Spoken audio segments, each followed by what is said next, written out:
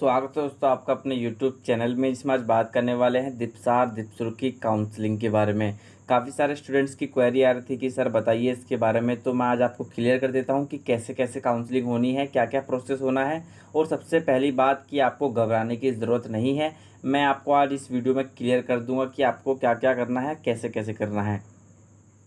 कल 2 तारीख है। मैं इस वीडियो को आज ही अपलोड कर दूंगा 11 बजे तक। यहाँ पर 10:30 बजे टाइम हो रहा है इस टाइम, तो 11 बजे तक अपलोड कर दूंगा। और करने के बाद जो यानी कल परसों 3 तारीख को सुबह आपको उठना है 9 बजे तक, और आपको अपने सारे डॉक्यूमेंट को स्कैन कर लेना है। स्कैन करना है ताकि आपको रख लेना है कि जैसे कोई आपके पास कॉल आता है डॉक्यूमेंट के लिए तो आपको तुरंत वहाँ पर अपलोड कर देना है।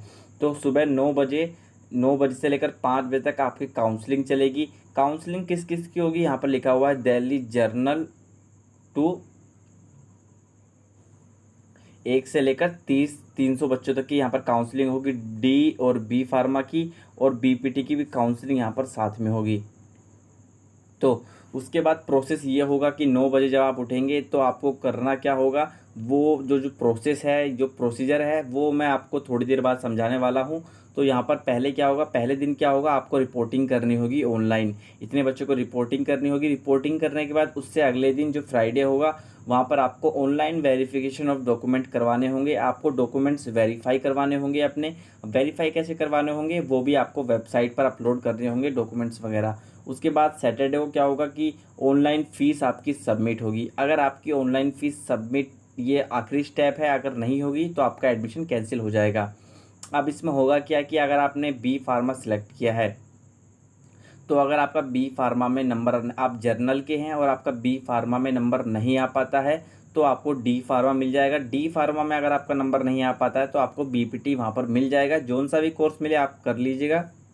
उसके बाद जब, जहाँ तक उम्मीद जो है, जो इसकी जो जर्नल की सीट्स हैं वो कम हैं, तो मेरे अंदाज़ से 28 कुछ सीट है, तो 28 बच्चों का ये एडमिशन होना है। तो ऑनलाइन काउंसलिंग बहुत ध्यान से आपको करनी है ताकि कोई दिक्कत ना आ जाए। उसके बाद ट्यूसडे को होगी ओबीसी की काउंसलिंग, यानी ओबीसी जो 1 से लेकर 204 तक है उन बच्चों की काउंसलिंग होगी ओबीसी की, और साथ साथ होगी आपकी बीपीटी की भी काउंसलिंग होगी। आपको वही करना है, पहले दिन आपको ऑनलाइन रिपोर्ट करना है कि हाँ भाई हम यहाँ पर हैं, और काउंसलिंग आपको अटेंड करनी है। उसके बाद आपको करना क्या है, उसके बाद आपको भी वेरिफिकेशन करवाना है डॉक्यूमेंट्स का। उसके बाद आपको फ़ीस सबमिट करनी है। फ़ीस कैसे सबमिट करनी है ये भी मैं आपको बताने वाला हूँ प्रोसीजर में। तो अब प्रोसीजर देख लेते हैं क्या प्रोसीजर है। ये मैंने आप अपना देख लीजिएगा जो आपकी कैटेगरी के हिसाब से है। तो यहाँ पर प्रोसीजर मैंने ओपन कर लिया है, तो आपको समझने की ज़रूरत नहीं है, आप मेरी बातों पे ध्यान दीजिए। अब मैं ही आपको समझा दूंगा सिंपल भाषा में।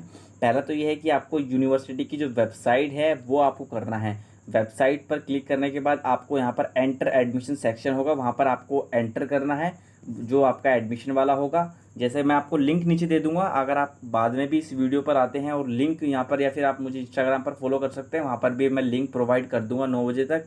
और आप वहाँ पर सीधा क्लिक कर जो यहाँ पर प्रोसीजर में लिखा है ऑनलाइन काउंसलिंग, यहाँ पर आप पहुँच जाएंगे। उसके बाद जब आपने फॉर्म फिल किया था तो आपके पास आईडी और पासवर्ड होगा। उस आईडी पासवर्ड को यूज़ कर आपको लॉगिन करना होगा वहाँ पर। उसके बाद आपको चॉइस फिल करनी होगी। चॉइस फिल करने का मतलब क्या है कि आपको, अगर आपने बी फार्मा करना है तो आप बी फार्मा सिलेक्ट करेंगे। उसके बाद अगर आपको बी फार्मा नहीं मिला तो आप क्या करना चाहेंगे, बीपीटी या डी फार्म, फिर आपको डी फार्म भी सिलेक्ट करना होगा, बीपीटी भी सिलेक्ट करना होगा, ताकि अगर आपका बी फार्मा में नहीं होता है तो आपका डी फार्मा हो जाए, उसके बाद वहाँ पर भी नहीं होता है तो आपको बीपीटी मिल जाए।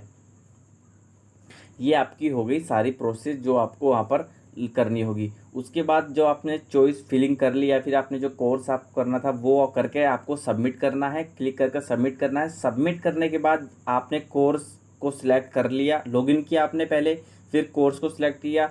कोर्स को सिलेक्ट करने के बाद आपने सबमिट कर दिया। सबमिट करने के बाद आपके डॉक्यूमेंट्स वेरीफाई होंगे। डॉक्यूमेंट्स वेरीफाई कौन करेगा, यहाँ पर ऑफिसर करेंगे, जो वेरिफिकेशन इंचार्ज हैं वो आपके डॉक्यूमेंट यहाँ पर वेरीफाई करने वाले हैं। वेरीफाई कैसे करेंगे, अब वो आपको वेबसाइट पर अपलोड करने होंगे। जो डॉक्यूमेंट आपने पहले अपलोड किए थे उन्हें वेरीफाई किया जाएगा। अगर उस डॉक्यूमेंट में कोई दिक्कत आती है तो आपको फ़ोन आएगा या फिर आपकी ईमेल आईडी पर लिंक आएगा कि आप यहाँ पर अपना डॉक्यूमेंट अपलोड कर दीजिए। आपकी पूरी मदद की जाएगी उनके द्वारा ही, जो इंचार्ज होंगे वहाँ पर। तो डरने की बात नहीं है। आपको डॉक्यूमेंट बना के रखने हैं, बिल्कुल साफ में PDF की फॉर्म में डॉक्यूमेंट बना के रखने हैं, ताकि अगर आपके पास कोई फ़ोन या मैसेज आए कॉलेज की तरफ से तो आप झट से वहाँ पर डॉक्यूमेंट भेज सकें अपने, बिल्कुल क्लियर होने चाहिए। उसके बाद आपको एक ईमेल आएगा, ईमेल में क्या होगा, एक लिंक होगा, उस लिंक पर क्लिक कर कर आपको अपनी फ़ीस सबमिट करनी होगी। उस पर आप क्लिक करेंगे, वहाँ पर पोर्टल खुलेगा, फिर आपको फ़ीस सबमिट करनी होगी। फ़ीस जो थी मैंने आपको पहले ही बता दी थी, फ़ीस कितनी सबमिट करनी है। बी फार्मा वाले को 25,550 रुपये, और जो M फार्मा और जो अदर कोर्सेज हैं उनकी है 30,550 रुपये या 33,550। आप देख लीजिएगा फ़ीस जो भी अंदाजे में। तो यही प्रोसीजर था, मैंने आपको समझा दिया। आपको ऐसे लॉगिन करना होगा, यहाँ पर दिखाया हुआ है। फिर कोर्स कैसे प्रेफरेंस आपको फिल करनी होगी वो भी यहाँ पर दिखाया हुआ है। उसके बाद फिर जो भी प्रोसेस है यहाँ पर बताया हुआ है, मैंने आपको बता दिया है। और आपको एक और बात मैं बता दूँ कि अगर आपने फॉर्म नहीं, आपका अगर फ़ीस नहीं भरी गई तो आपका एडमिशन कैंसिल हो जाएगा। यहाँ पर भी साफ साफ कहा गया है कि उसके बाद आपको स्लिप मिल जाएगी, आपका एडमिशन कंफर्म हो गया है, और आराम से आप जो भी अदर जो फर्दर नोटिस आएगा वो आपको फिर वहाँ पर क्लासेस वगैरह ज्वाइन करनी होगी। तो इसमें इतना ही था, ज़्यादा डरने की बात ज़रूरत नहीं है। आपको ऑनलाइन काउंसलिंग करनी है जैसा मैंने समझाया है। आप इसे डाउनलोड कर सकते हैं, लिंक मैं नीचे डिस्क्रिप्शन दे दूँगा, या फिर आप दीपश्रू की ऑफिशियल वेबसाइट पर जाकर या फिर दीपश्रू एडमिशन गूगल पर सर्च करेंगे तो भी ये आ जाएगा, वहाँ से आप डाउनलोड कर लीजिएगा। तो आज के लिए इतना ही। कोई दिक्कत आती है तो आप मुझे नीचे कमेंट कीजिए, कमेंट में फटाफट आपको रिप्लाई मिलने वाला है। धन्यवाद।